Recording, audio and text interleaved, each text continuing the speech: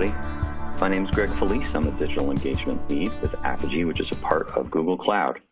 I want to thank everybody for joining us today. I am a member of Apogee, as I mentioned, and part of what I do is I help our Apogee customers navigate the complexities of digital transformation. It's always good to start with a joke, so I'm going to just put the slide up for a second, because I think it may resonate with much of the audience here. We're not going to dig into the product today. This will not be a product overview. We're going to be focused squarely on the subject matter of digital transformation and talk about Apogee and Google's point of view. I will mention that APIs are central to our approach, and APIs are, or otherwise known as application programming interfaces, are software, and they're a way to expose business capabilities both to internal and external developers. And people use APIs to power their platform and their ecosystem strategies. And it's pretty central to our point of view when it comes to digital transformation.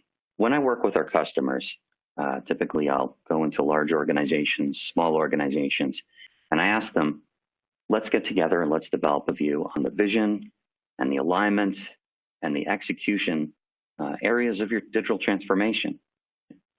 And we at Apogee, we've worked with hundreds of customers.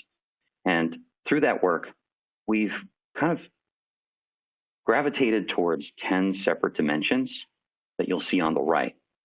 And when we ask our customers questions, we typically hit all these points and get a good situational awareness of how the customer is performing in each of these areas. And this gives us a really good holistic kind of basic foundation to start having conversations about the big rocks that may be standing in the way and holding their program back.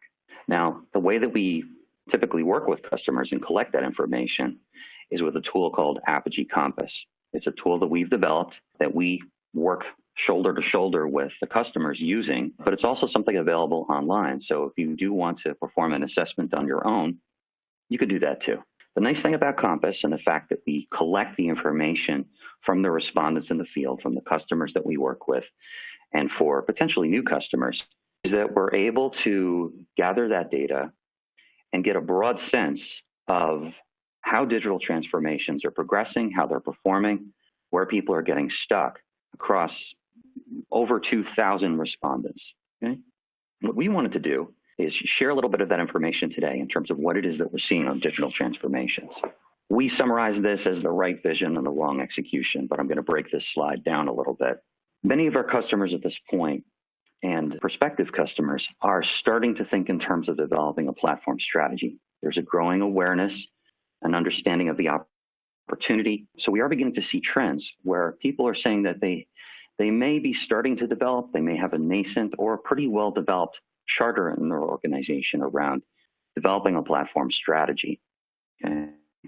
A smaller percentage of our customers are thinking in terms of ecosystems, that they want to take a strategic advantage of these ecosystems in order to enter new markets. We're going to be talking a lot about that today, so I won't really define that too much.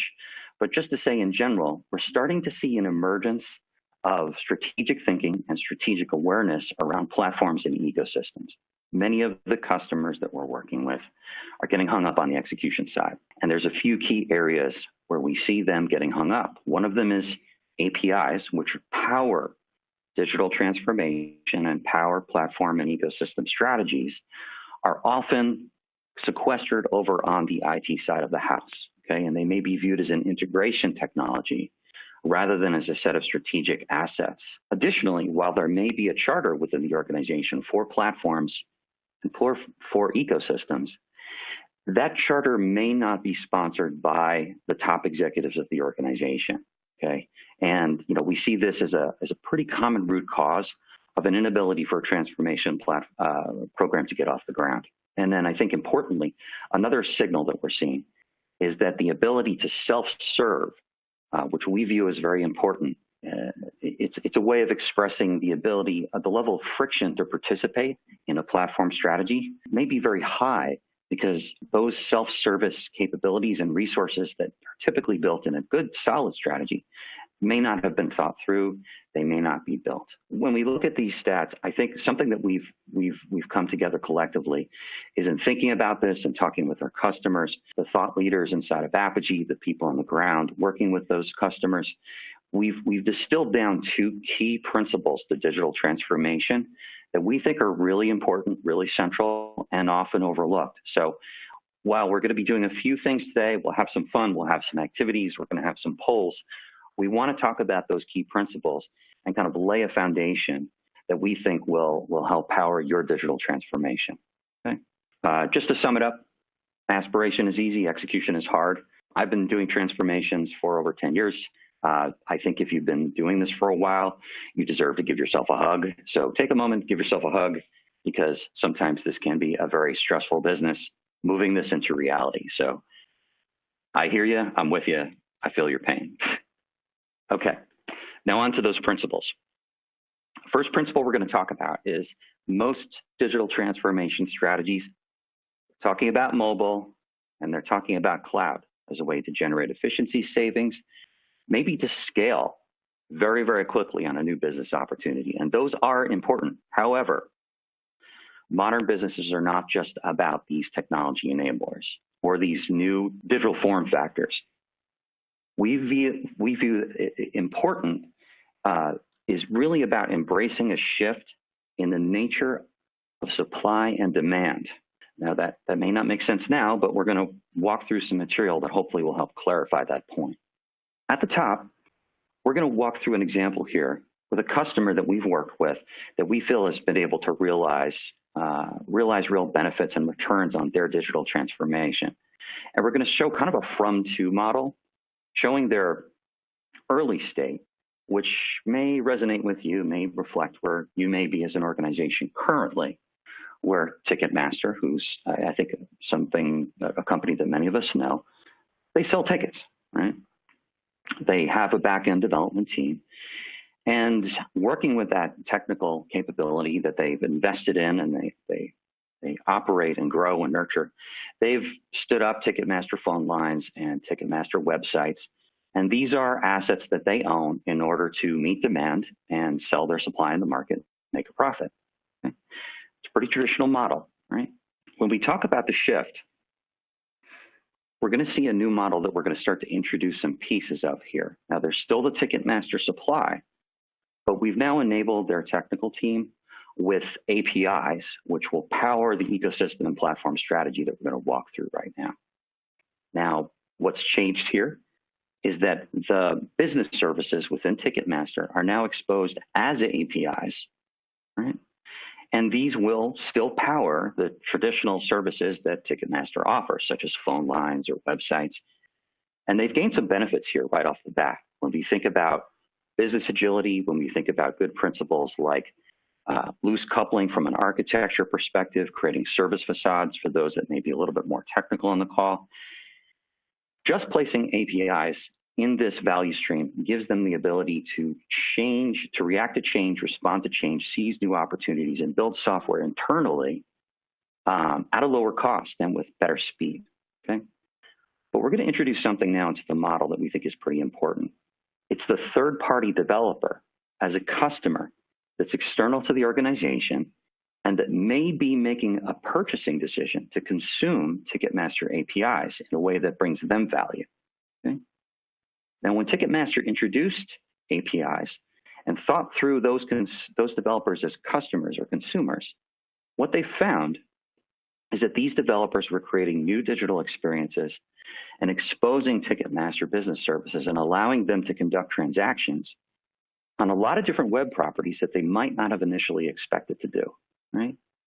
And the end result here that we see is that the demand, which may be managed by other individuals, is now a place where Ticketmaster can expose their business services and ultimately monetize them and reach a much greater pool of demand than they could just based upon the technology that they've invested in and own and build themselves, okay?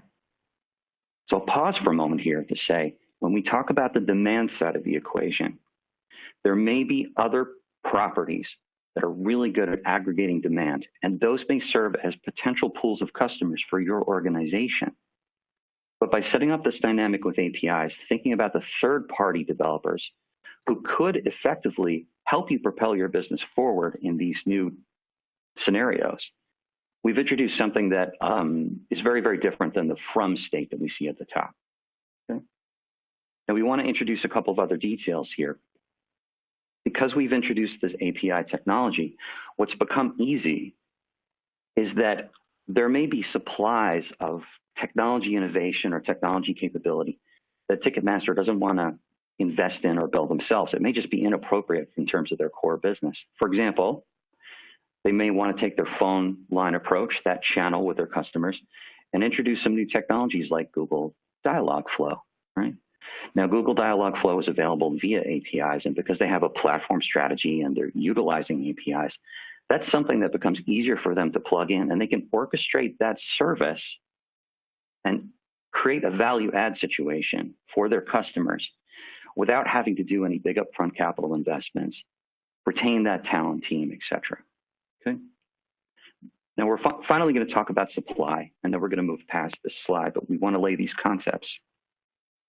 With APIs, eventually Ticketmaster may reach a point where they're aggregating third-party suppliers of tickets or other services that are valuable to their customers via their platform, which is powered by APIs. So they may be aggregating new supply and bringing that to market via the demand channels that they also may not own or operate in a way that requires very little investment and is very flexible, scalable, and secure for them. Okay? So to summarize, this is the kind of changes that we expect to see, the fundamental changes to how we think about supply and demand and ownership of that supply and ownership of those channels that may drive your business. Okay? Fundamental concept here. Now, we're just going to summarize it here as a from to. And the important point that we want to really bring out, that's why we put it at the bottom of the page, is that the costs to create these new channels of demand are fractional because the APIs are already in place and they're not designed fit for purpose for each of these digital experience channels. They're designed to be able to plug into any of these demand channels, right? And there's also fractional costs to orchestrate new business services that you may not own, okay? And that's the point that we'd like to take away here, okay? We just wanted to show a quick example of Walgreens. This is an example of a company that we've worked with that we believe has been able to execute very successfully on a digital transformation strategy that involves these concepts that we've talked about. Okay? This is an example of the API store that they present as a face of their organization for those third-party developers that we've been talking about. We're going to make a purchasing decision to use Walgreens APIs because it's a benefit to them and they can derive value and extract value from their perspective. A couple of numbers about Walgreens, just to kind of talk about the end state of this dynamics from a business outcome perspective, is that we see Walgreens now in a situation where 2 million digital visits are actually flowing through applications. That's 41% of the digital experience that they're seeing from the demand side. They're filling literally more than one prescription per second via these channels. They have 40 million patients who are accessing prescriptions via third-party applications that have been built by these developers that we're talking about, not a part of Walgreens' business. And the numbers of partners that are participating in this developer program are now past 100. Okay? So this is a really great state that shows from a mature digital transformation perspective what's possible. Now, the second point we'd like to hit on today is that digital transformation is bigger than IT investments or even platform strategies of the type that we've been talking about. Successful digital journeys require an overhaul of the organization's operating model. Now, if you look back to some of the slides we showed in terms of Ticketmaster, one thing you may pick up on is that this is the kind of transformation that requires technologists and the business side of the house to come together. And traditionally, we call this the chasm of dysfunction because each of the sides of the organization will have a different set of, while they may have the same ultimate business goals in mind, they may be talking from a different perspective. And it's often very difficult for them to bring those concerns together. Right? We're going to talk about that a little bit. and how we can bring these together in order for you to achieve some of the outcomes that we've seen with customers like Ticketmaster or with customers like Walgreens. I'm a Bowie fan, hence changes. So now, when you look at what we're talking about today, you can see the potential for driving new sources of revenue via an API program, which can be an integral part of your transformation program, along with cloud and multiple form factors. But companies that make the mistake of classifying APIs as technical infrastructure fall into a little bit of a rut.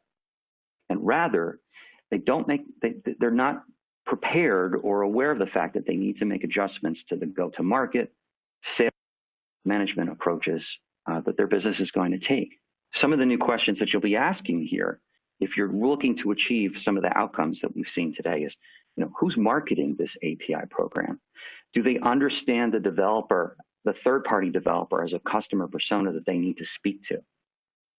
Who's reaching out to some of these other platforms with massive ecosystems that may represent new markets to your company? And who's going to be leading that conversation or even spearheading that deal? Right? Who's looking to differentiate us potentially through orchestrating new business services that we don't even need to own, right? In the case of aggregating third-party supply, right, bringing it through your channels and monetizing that, or bringing in new technology that may differentiate you in the market. So these are the kinds of combined business and technology questions that need to be answered.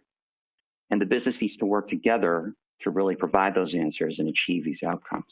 Now, another key change is that closing these gaps really require that the business not only use these APIs, but design and manage them as products for developers. Okay, that's this guy here. We're going to keep kind of hitting this point. That becomes, in effect, one of your new customers, along with your end customer, who's making a choice to purchase whatever service your business may offer. Now, in terms of this APIs and technology as product mindset that we're talking about, we just wanted to drive this point home by talking about this slide. This was, I think, an acronym that AT&T first created. It's the BGUPS, if you want to pronounce that. And basically, it's to develop a product mindset. That third-party developer as a customer is going to need to learn about your API program. They're going to make a buying action. There will be a motion to buy or acquire something. They will need to get what it is that they've purchased. They will be using it. They will pay for it. And they'll want a support channel, right? From a traditional technology perspective, this may be somewhat unfamiliar. And it's certainly very different than we need to do the paperwork to, approve the budget for this capital investment that will integrate this other company's system to ours. It's a very different kind of model, okay? And this is necessary to scale. So we've kind of walked through two key principles: the idea of rethinking supply and demand as being key to your digital transformations, and then also the kinds of changes that your organization will need to undergo to achieve some of these great outcomes, okay?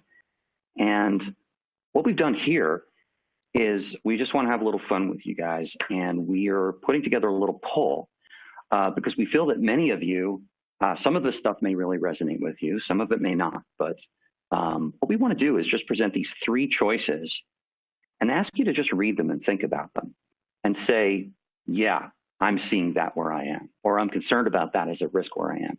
So we're just going to keep this up for a little while, ask you to read through them, and I'll just hit the summary here to say inside out versus outside in is really a phenomenon where we're talking about the IT side of the house, perhaps moving you away from that product mindset we've talked about, and it becoming an enterprise architecture initiative.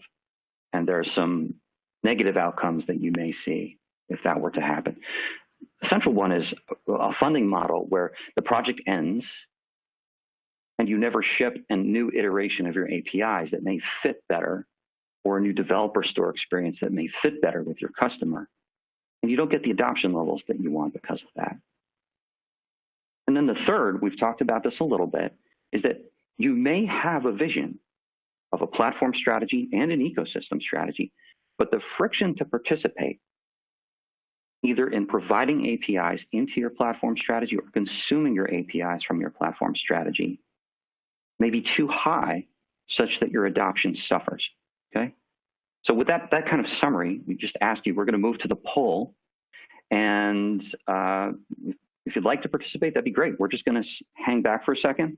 I'm looking at my friends here. We're just going to hang back for a second and ask you guys to, punch in what you think is what you're seeing and what's resonating with you. And there are no lifelines, and you cannot call a friend. The results are in.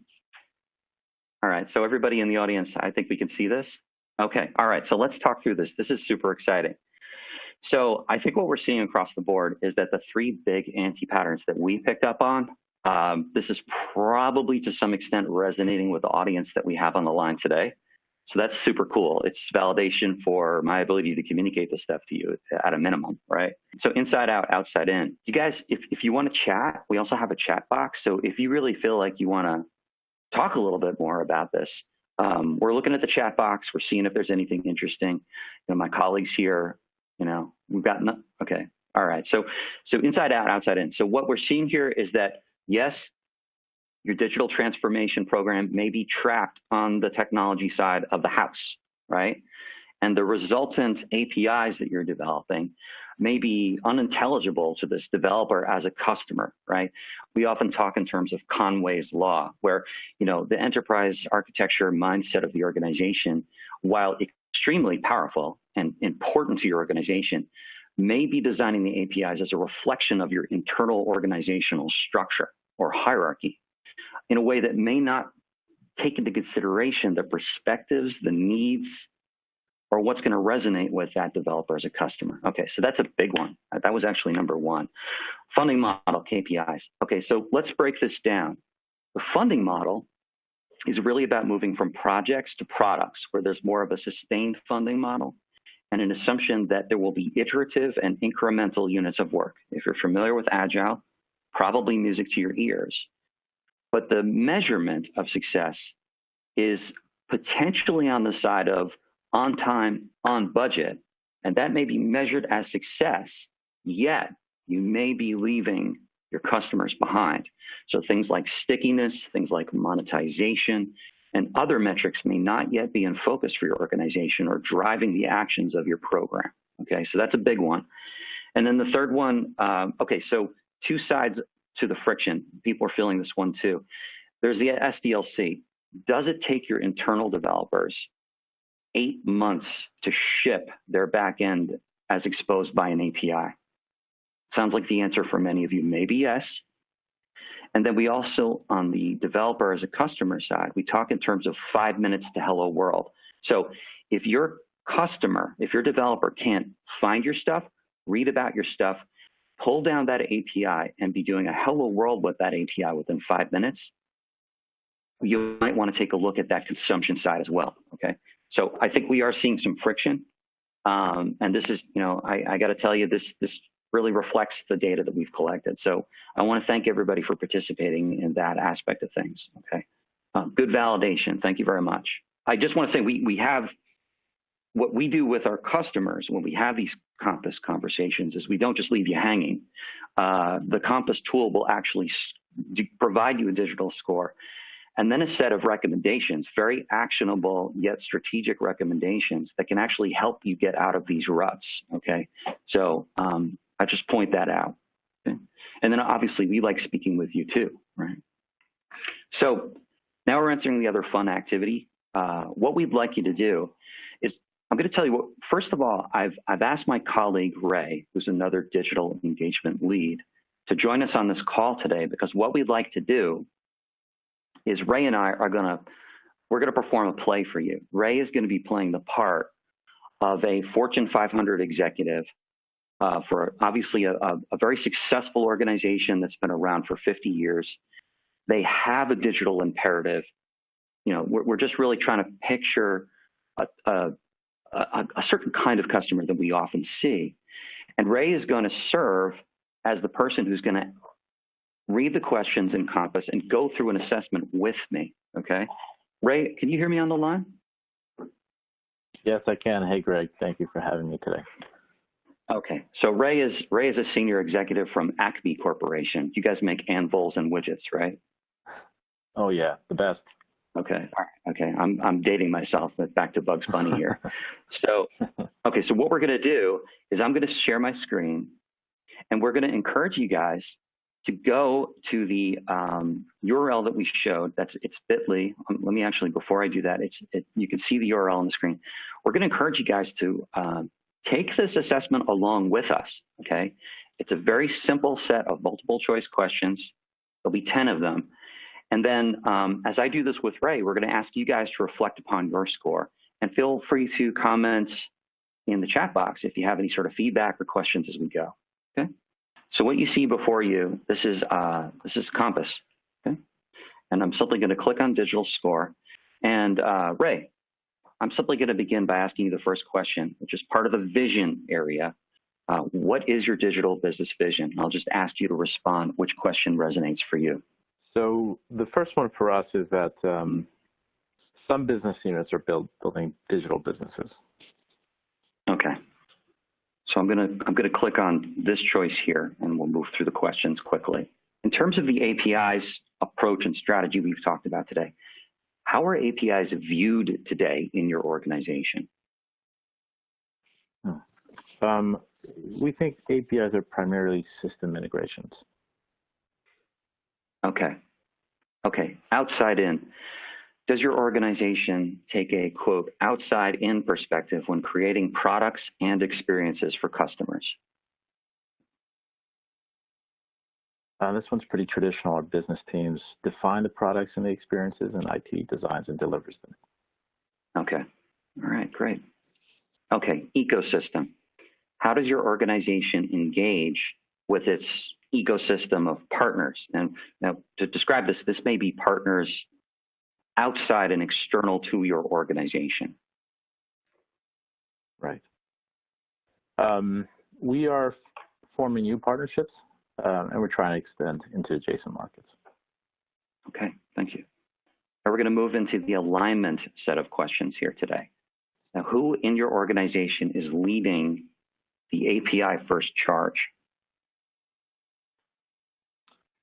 For us right now, it's really a few API evangelists and experts, but no explicit executive support. Okay. Okay, funding. What is the state of funding for your organization's API program?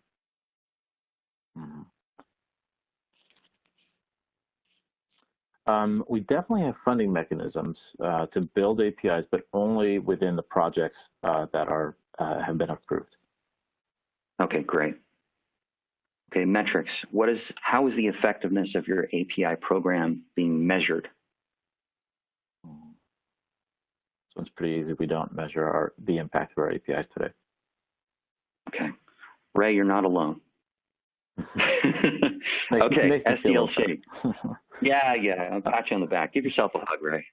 Right. So SDLC, this is software development lifecycle, who folks may not be familiar with the acronym. Is your organization using DevOps, Agile, continuous integration, continuous delivery, and other modern software development best practices in executing its API strategy? We're getting better. More than half, but not all of our teams are following these best practices. All right, very cool. Thank you. Okay, talent. Where does API first talent rank and stand in your organization? And this may be a combination of business and technology folks. Done a little bit better, but still fewer than half of our teams design and deliver APIs, and only for really special projects. Okay, awesome. Self-service. Okay. What is the level of self-service that is available for developers to use modern APIs across your organization? I'm actually going to extend this, not just across your organization, but let's, the way this question is worded, I'm just going to talk a little bit openly to the audience. We talked a lot today about self-service for your organization, as well as outside your organization, the developer programs we saw with Walgreens and everything. So we might work on how we word this question, but let's answer it today, Ray, the way it is. Well, it's still pretty manual. So our self-service processes require some time for us to provide them access, and it could take a week or more depending on how quick we can get to it. Okay, so especially in the case of external developers who want to access your business services, there may be some paperwork that you go through. It may go through legal, things like that, right? Yeah, correct. And even for internals as well, because of the size of our organization. Okay, understood. Okay, great. So, Ray, thank you. We've answered the 10 questions. Now I'm going to hit submit, and we're going to crunch some numbers. Okay, so what you see on the left is your digital score, as represented by the questions that you've, the answers you've replied with to the questions. So there's work to be done. But on the right-hand side, what you'll see, and we talked about this a little bit, is that there are some recommendations, again, that comes from our work with hundreds and hundreds of customers going through digital transformations. And these recommendations, you'll see, they're actually going to be ordered by benefit, impact and benefit, right? So it's kind of easy to prioritize these here. Now, we're not going to go through these in great detail today, but what we will make the audience aware of, first of all, Ray, I'll ask you, does this pretty much reflect the internal state of your organization as you see it?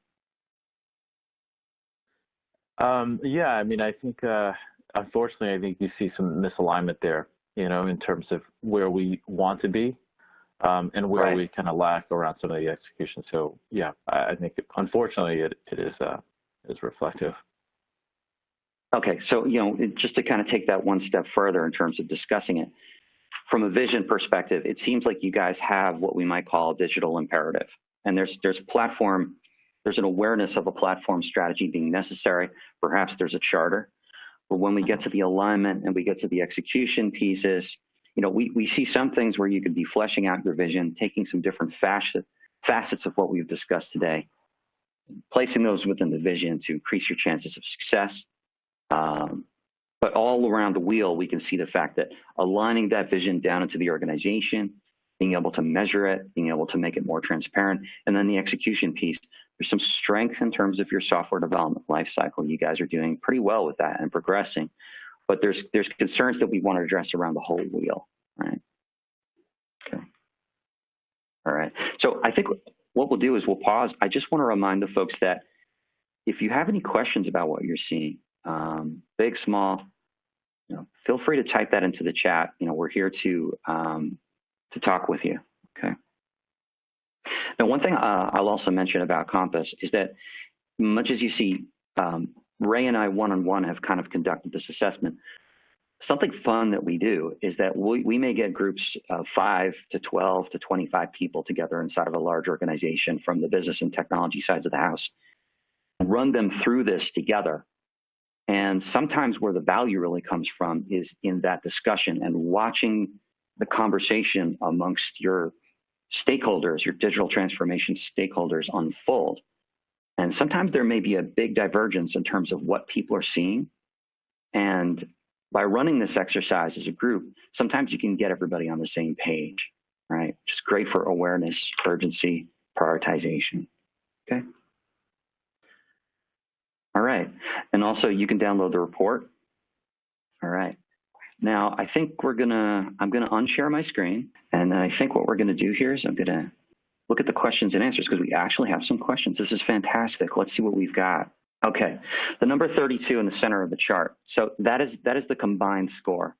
So when we give the Compass assessment, each of the maturity levels, for lack of a better term, is indicated as how far the thermometer bars go out on the chart. So you look at that simply as I think maturity level 1, 2, 3, and 4.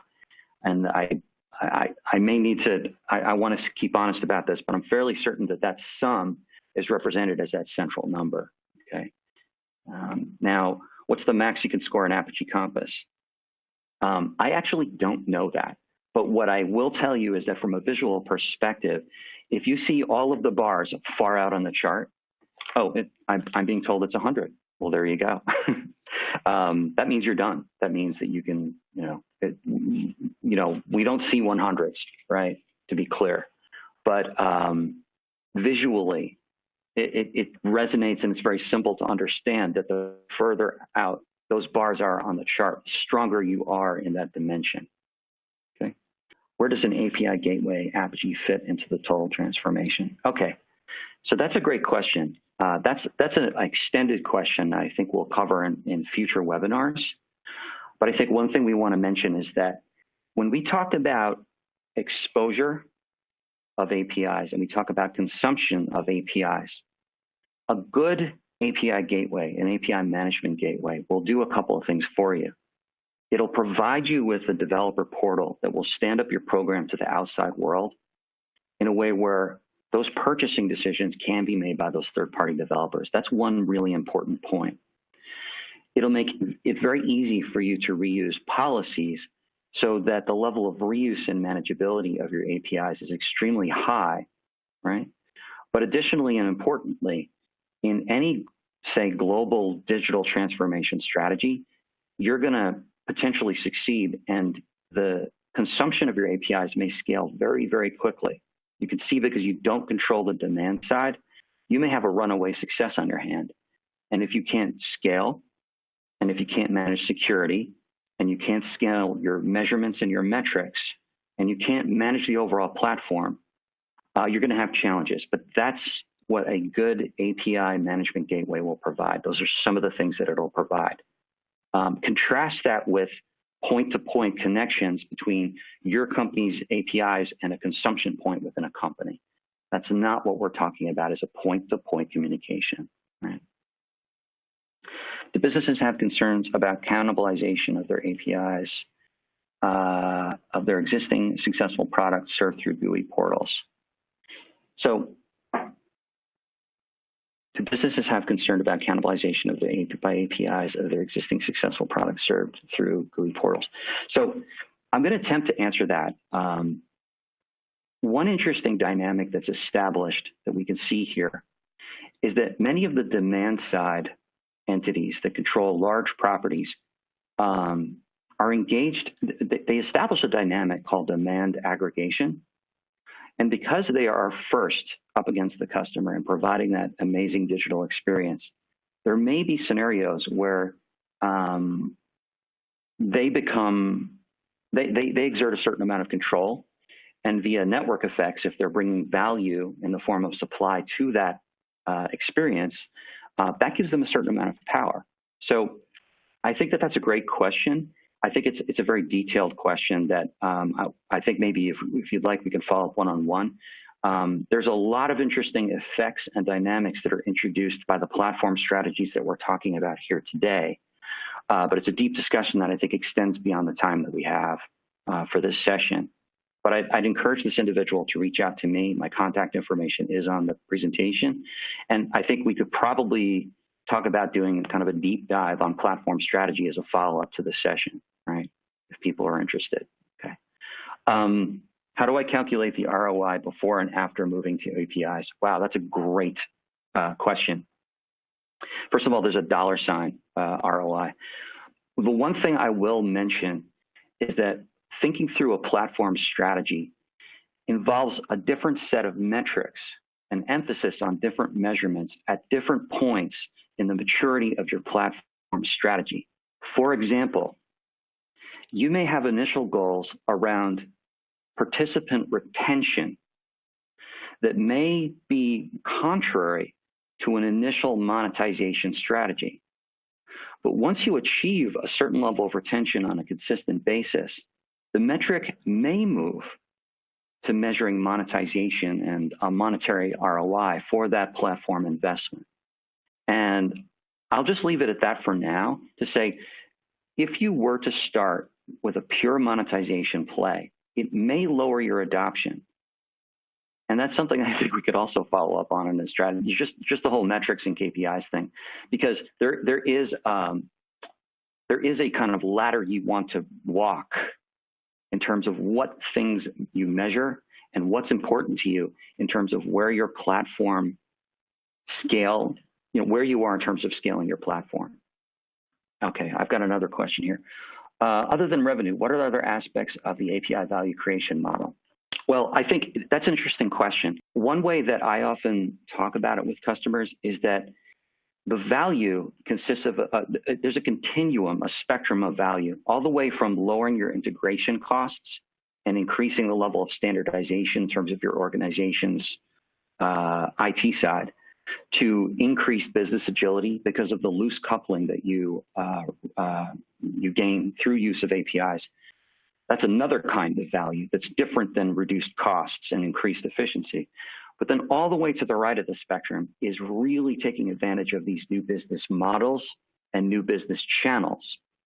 So it's a different kind of conversation for different stakeholders in the transformation program.